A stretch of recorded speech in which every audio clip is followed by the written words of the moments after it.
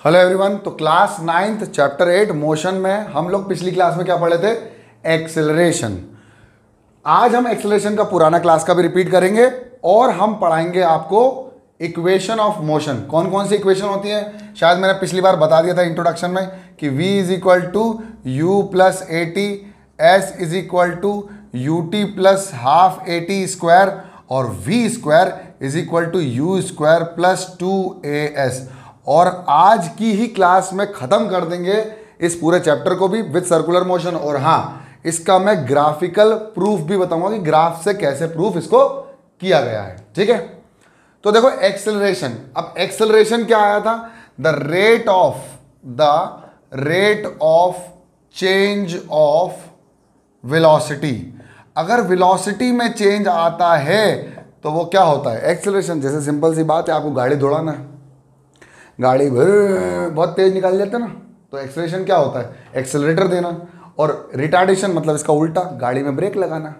तो ये दोनों ही चीजें क्या करती हैं? स्पीड को क्या करती हैं? वेलोसिटी को क्या करती हैं? चेंज करती हैं with respect to time.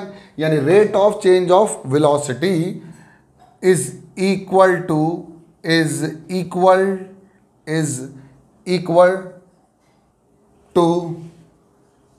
Acceleration. क्या होता है वो?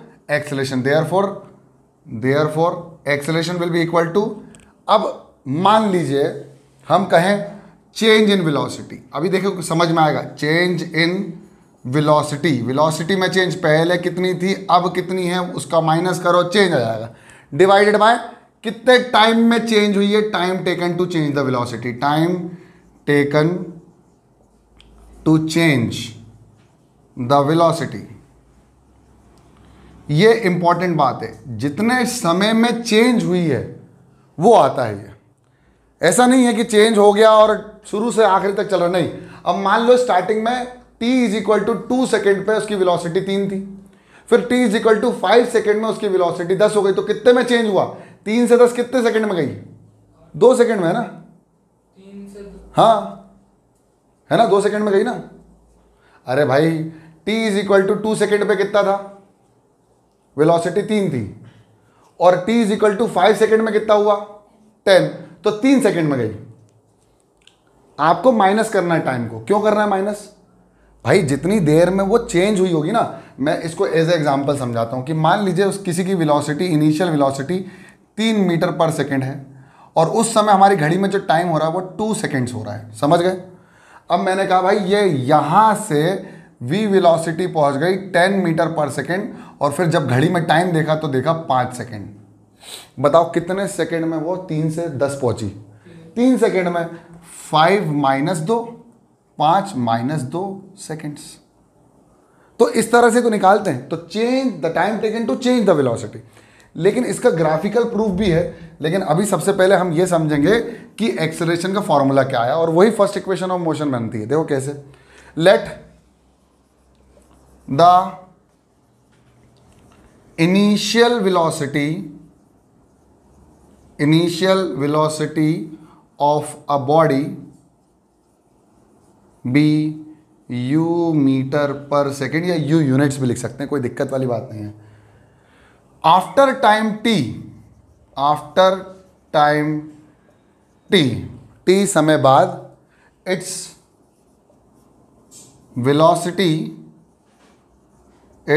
velocity changes and becomes कितना हो गई? v मीटर पर second. So what will be the acceleration? Therefore acceleration will be equal to change मतलब पहले कितनी थी u, अब कितनी हो गई v। तो फाइनल माइनस इनिशियल कितने टाइम में? t टाइम में। ठीक है, तो a into t, a t is equal to v minus u and v is equal to u उधर गया प्लस का, तो हो गया v is equal to u plus a t. लेकिन इसका एक प्रूफ है जो मैंने आपको बताया भी था, ग्राफिकल प्रूफ, जो तीनों इक्वेशन को प्रूफ करता है। तो हम तीनों इक्वेशन का प्रूफ भी देखेंगे। सबसे पहले इतना समझ में आया कि व्हाट इज एक्सेलरेशन, और इसकी जो यूनिट होती है एक्सेलरेशन की, acceleration will be equal to metre पर सेकेंड स्क्वायर। क्या होती है एक्सेलरेशन की यूनिट? मीटर पर सेकेंड स्क्वायर। टाइम की सेकेंड्स में होती है, देखो अब मीटर पर सेकेंड पर टाइम पर सेकेंड, यानी एक तो मीटर पर सेकेंड ऑलरेडी है और पर सेकेंड आ गया, तो मीटर अपॉन सेकेंड स्क्वायर यानी मीटर पर सेकेंड स्क्वायर, ऐसे निकली इसकी यूनिट। ठीक है, इतना समझ में आया। अब हम ग्राफिकल रिप्रेजेंटेशन देखेंगे और ग्राफिकल प्रूफ देखेंगे कि v is equal to u plus a t कैसे आया। ठीक है, मिटा रहा हूं इसको, बहुत बढ़िया। तो सबसे पहले तो हमको कौन सा ग्राफ बनाना है, सबसे इंपॉर्टेंट बात तो ये है, तो हमको बनाना है वेलोसिटी टाइम ग्राफ। क्या बनाना है? Velocity time graph. क्या होता है? Velocity time graph. In VT यानी वेलोसिटी टाइम ग्राफ,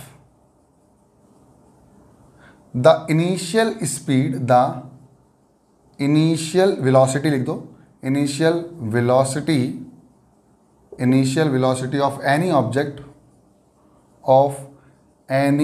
ऑब्जेक्ट मेरे प्यारे बच्चों इज यू मीटर पर सेकेंड। ठीक है बच्चों, अब इनिशियल वेलोसिटी उसकी यू थी, आफ्टर टाइम टी, वही है, वही चीज लिख रहा हूं, after time t its velocity becomes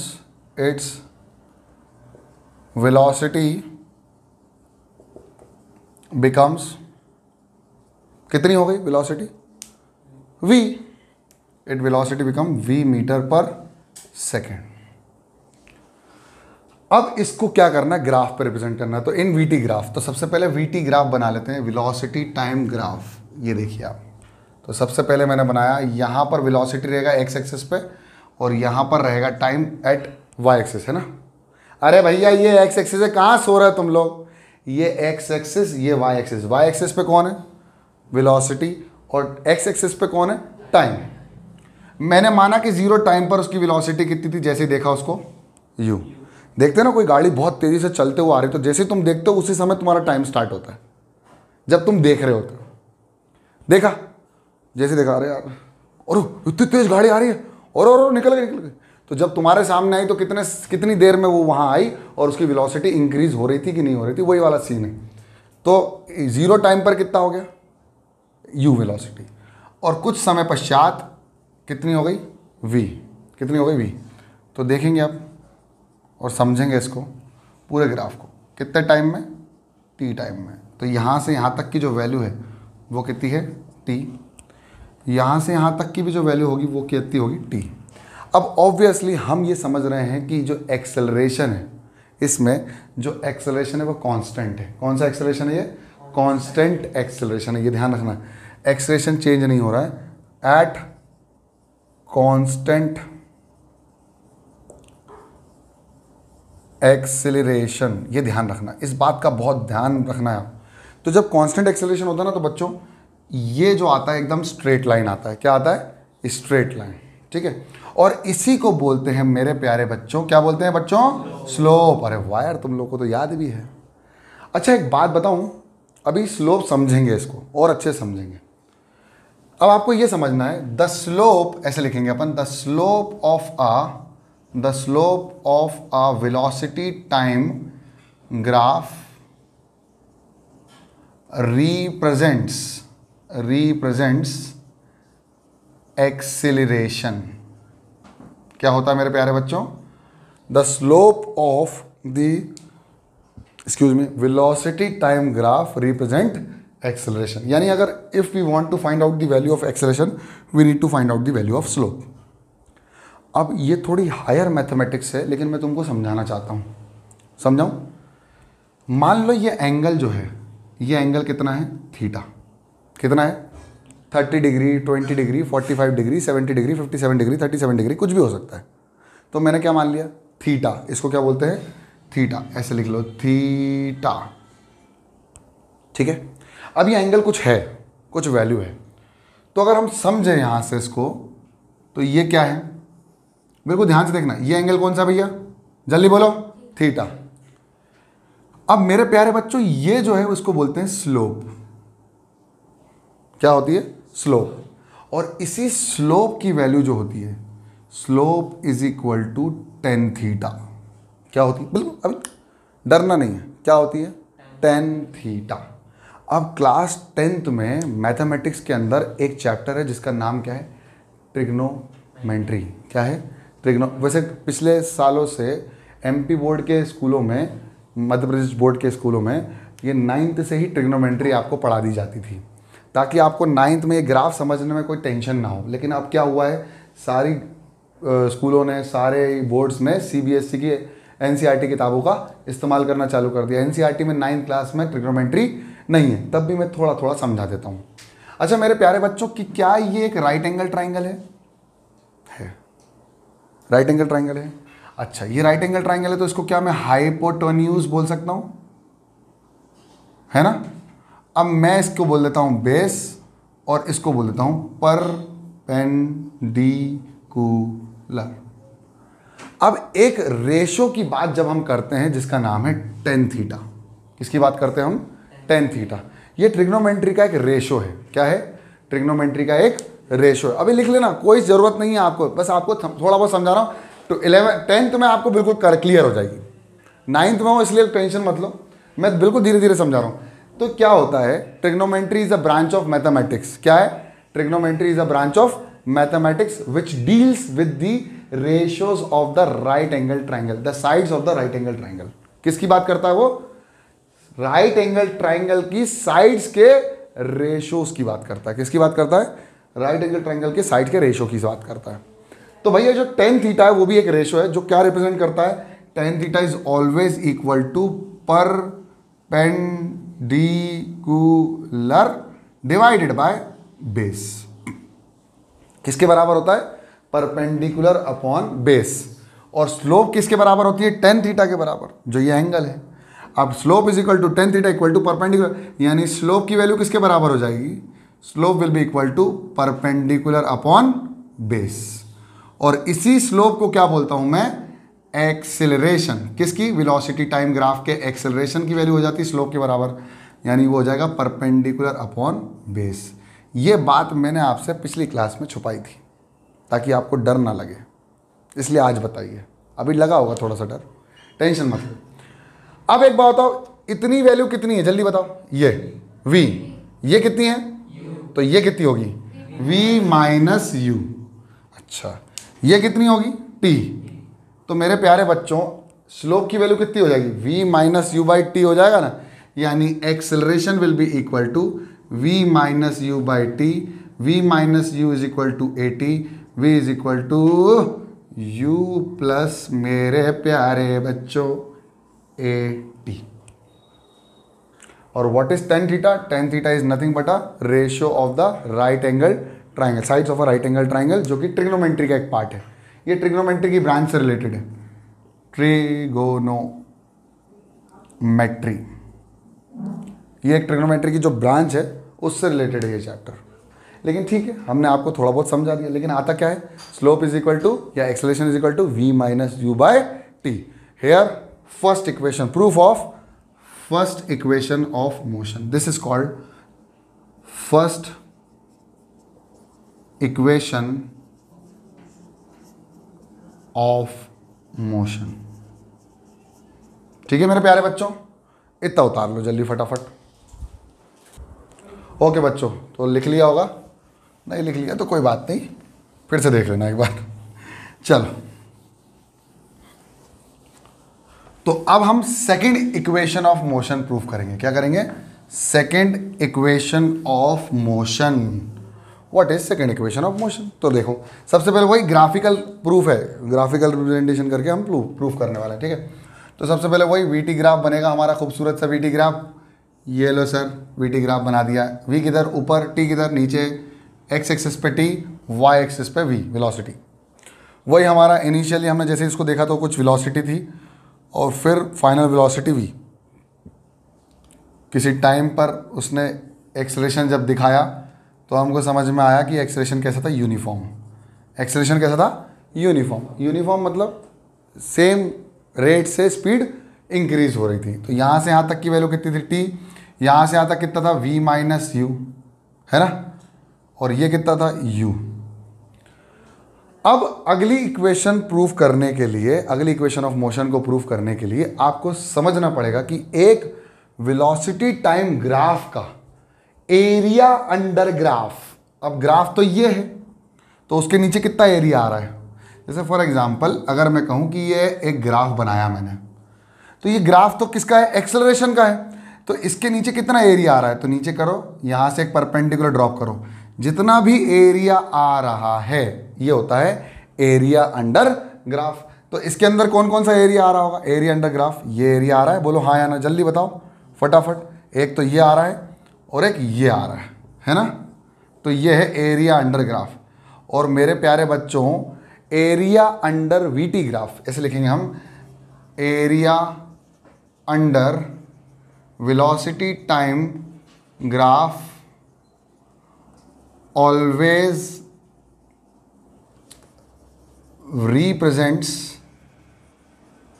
area under velocity time graph always represents total displacement। क्या बोलेंगे, total displacement of an object, कि ऑब्जेक्ट ने कितना डिस्प्लेसमेंट किया है ये बताएगा कौन, एरिया अंडर ग्राफ। बहुत खूबसूरत बात कह दी सर आपने। मतलब हम लोग इक्वेशन ऑफ मोशन में डिस्प्लेसमेंट को रिप्रेजेंट कर, and it is represented by, it is represented by capital S. Therefore area under graph will be equal to, कितना आएगा, area of triangle plus area of rectangle. बहुत बढ़िया, एक triangle है तो area of triangle plus area of rectangle. तो मेरे प्यारे बच्चों एक बात बताओ, एरिया अंडर ग्राफ क्या बताता है, displacement is equal to area of triangle. Area of triangle होता है half into base into height, plus area of rectangle क्या होता है, length into breadth. S is equal to half, base कितना है, बेस है t into v minus u, height कितनी है वी माइनस, प्लस लेंथ कितनी है टी और ब्रेथ कितनी है यू। तो s is equal to u t plus half into t into v minus u. अब आपको पहली इक्वेशन ऑफ मोशन याद है, v is equal to u plus a t, याद है कि नहीं याद है, पक्का।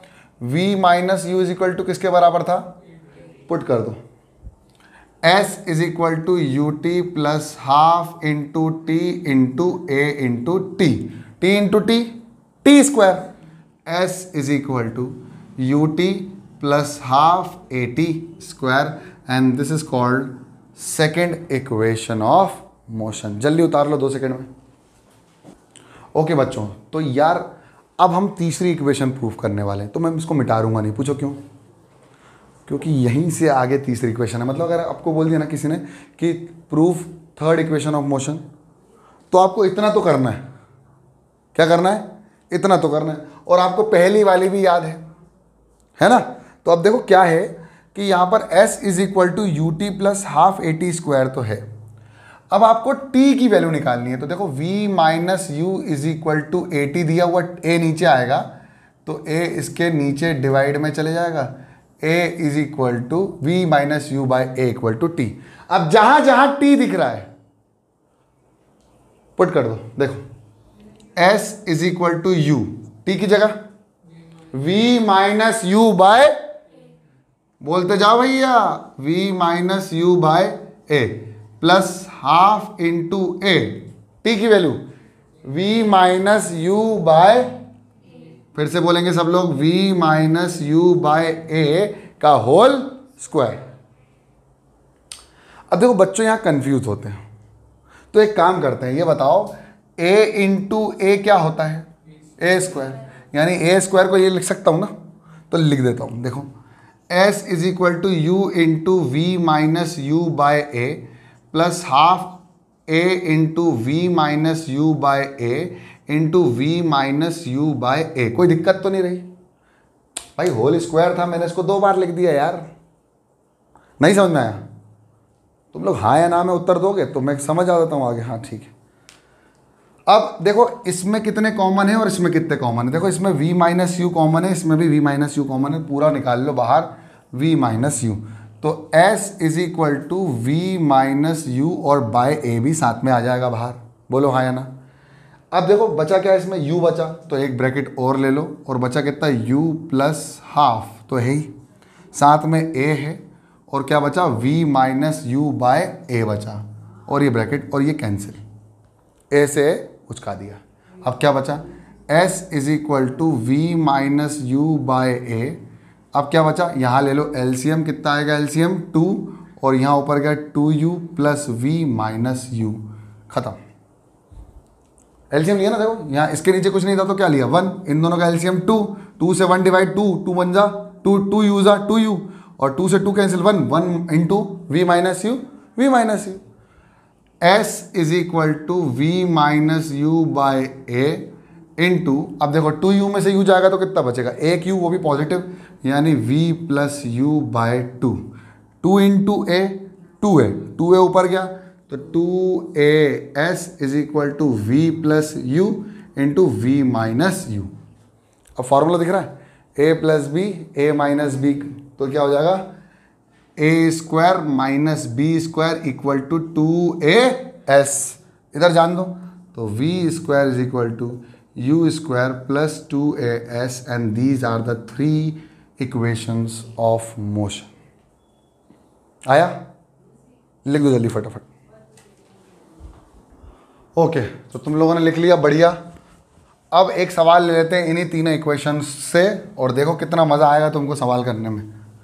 बस सिंपल सी बात यह है कि तीनों इक्वेशंस को याद रखना है, कौन सी क्या है, इनिशियल कौन सी, फाइनल कौन सी, एक्सेलरेशन क्या है, टाइम क्या, और डिस्प्लेसमेंट या डिस्टेंस क्या है। क्योंकि अगर स्ट्रेट लाइन में मोशन कर रहा है तो डिस्टेंस और डिस्प्लेसमेंट दोनों क्या हो जाएंगे, इक्वल हो जाएंगे। ठीक है बच्चों, चलो। तो अब हमारे पास जो सवाल है वो ये है, a car is moving with a uniform acceleration, लिखेंगे a car is moving with an uniform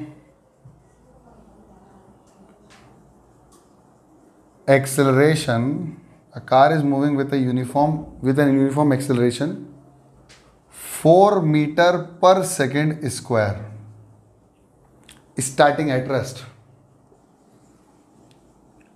starting from rest. Find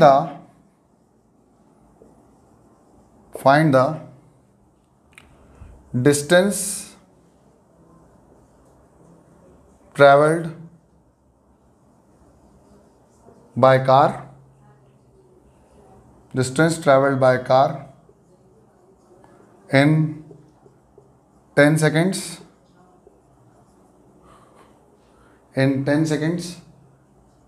and also find the final velocity,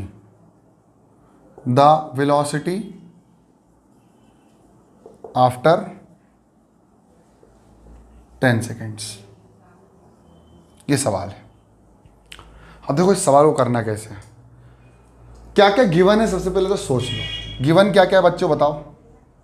given है acceleration is equal to 4 metre पर second square, given है time is equal to 10 seconds. एक चीज और given है जो दिखती नहीं है, from rest, starting from rest मतलब इनिशियल वेलोसिटी कितनी है, 0 मीटर पर सेकेंड।